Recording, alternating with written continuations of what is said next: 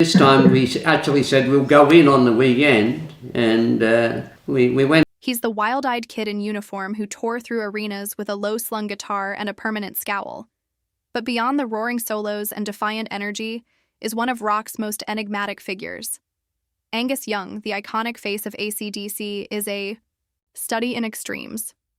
While chaos reigned on stage, his personal life was surprisingly regimented. No drugs, no booze, just chocolate milk and relentless focus. It's the kind of paradox that makes you stop and ask, who really is Angus Young? While icons like Hendrix and Morrison flamed out spectacularly, Angus endured by taking a completely different route. He never craved attention beyond the music. No scandals, no tabloid drama, yet his band became one of the most deafening forces in rock history. How did a quiet boy from Glasgow, armed with little more than hand-me-down gear and a patched-up school outfit, go on to reshape hard rock forever? What you're about to uncover is the lesser-known story, one that hits harder than any amp he's ever plugged into. Angus Young entered the world in Glasgow, Scotland in 1955, the youngest of 8 siblings in a blue-collar household. When his family relocated to Sydney, Australia, he was just 8 and already hooked on music. Times were tough, so his first guitar was actually a banjo with its neck altered for practice. His mother eventually got him a low-cost electric guitar, and from there, Angus never looked back.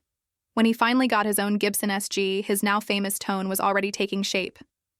Before AC/DC, Angus cycled through early bands with his brothers, like the Marcus Hook Roll Band and smaller names like Kentucky and Tantrum, but everything shifted in 1973 when he and Malcolm formed AC/DC. Just a couple of teenagers with gritty sound and even grittier drive. The band's name? A glance at the back of their sister Margaret's sewing machine did the trick. Even his trademark outfit came from an odd place. After trying on costumes like Zorro and a gorilla, Margaret suggested, just go as a schoolboy. That one idea didn't just define Angus, it etched him into rock legend. AC/DC's ascent wasn't merely loud, it was explosive. Records like High Voltage, Let There Be Rock, and Highway to Hell rocketed them from dingy pubs to global fame. But just as the band was reaching its peak, tragedy struck. In 1980, frontman Bon Scott died suddenly from alcohol poisoning. It was devastating. Bon wasn't just their lead singer, he was family. Many believed the band would never recover, and whispers spread that AC/DC was finished. But Angus and the rest weren't ready to stop.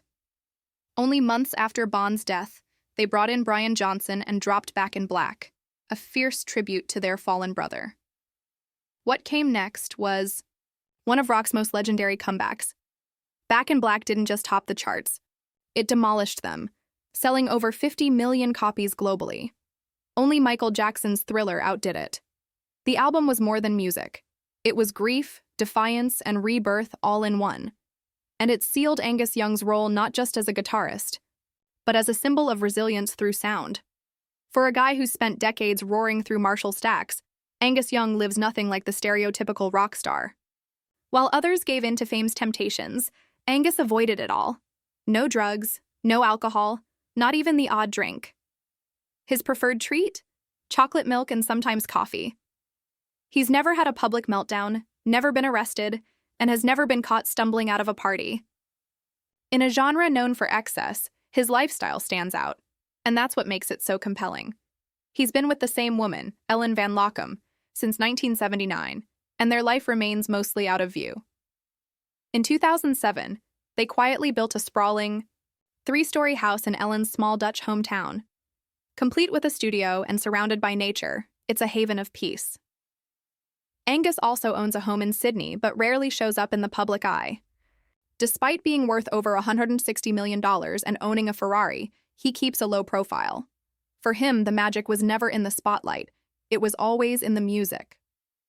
In 2019, a Canadian postal worker and hardcore AC/DC fan named Steve McNeil skated for 19 hours and 26 minutes, listening to AC/DC the whole way. It wasn't for attention. He did it in memory of his mother, who had Alzheimer's, and Malcolm Young, who also battled dementia before dying in 2017. When Angus heard about it, he didn't just send a note. He quietly donated $19,260 to Alzheimer's charities across Canada. No announcement, no speech, just quiet generosity.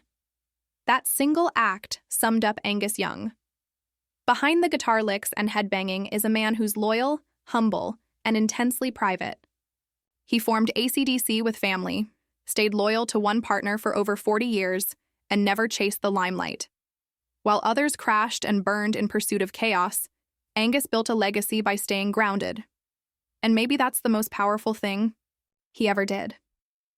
In a genre fueled by noise and rebellion, Angus Young showed that the most thunderous message can come from the quietest figure in the room.